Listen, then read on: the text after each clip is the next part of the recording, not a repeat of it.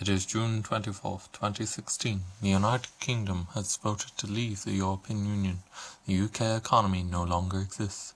Once the result was projected onto that weird wall thing on the BBC, a haze spread across the United Kingdom. Everything it touches crumbles into dust, and nothing can be heard but screaming. The BBC has sent a field reporter into the haze, but they haven't yet returned. The government would have called a state of emergency and told everyone to stay in their home, but the Conservative Party members have unanimously declared Boris Johnson Prime Minister, and completely ignoring any consequences of Brexit has kind of been his thing. Also, all the houses have crumbled into dust too, so they can't exactly be hidden. The vote to leave has caused Scotland to start sawing through the land, attaching it to England, and has begun building boats and making glue so it can attach itself to Denmark as soon as possible.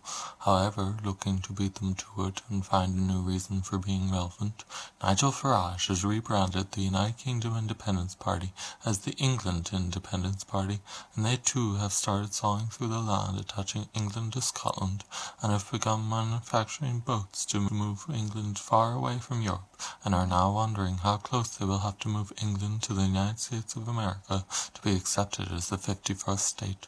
Northern Ireland has also called a referendum on whether it should leave the United Kingdom and join the Republic of Ireland, but that didn't even make it onto Northern Ireland news. The Brexit vote is believed to have been the result of anti-European sentiment stirred up by a mixture of the UEFA European Championships and the UK's inability to win the Eurovision Song Contest in about 20 years. The vote to leave began to be expected early in the night, as once the polls closed, a rift in the time-space continuum opened up above London and swallowed it, leaving behind the question of where is London? A city that remarkably resembles London has been discovered at the bottom of the Atlantic Ocean. However, this mysterious city has seemingly been submerged for a few thousand years. It is June 24th, 2016. The United Kingdom has voted to remain in the European Union. The UK has been forced to join the Eurozone. The Prime Minister, David Cameron, has been replaced by German Chancellor Angela Merkel, and there will be no more elections of any kind. Everyone that campaigned for an outvote has been arrested and shipped off to Brussels so they can be successfully re-educated to love EU bureaucracy. Relishing in their victory, the EU has begun implementing their plans for a United States of Europe and has started work on the Death Star. Luke Skywalker may have been able to save British democracy, but he's fucked off to Ireland, and EU regulations have destroyed any chance he as a self-employed Jedi Knight had of making a map on how to find him, and so he is lost forever.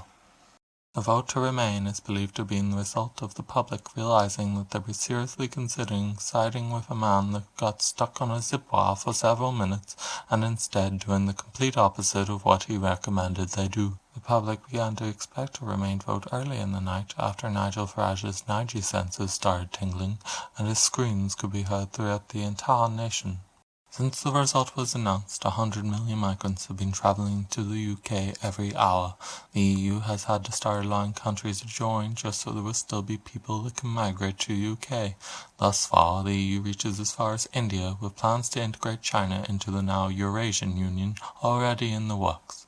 Not feeling satisfied with simply putting the NHS and social housing under pressure, the migrants have started tearing down houses and hospitals with their teeth and pissing on pensioners.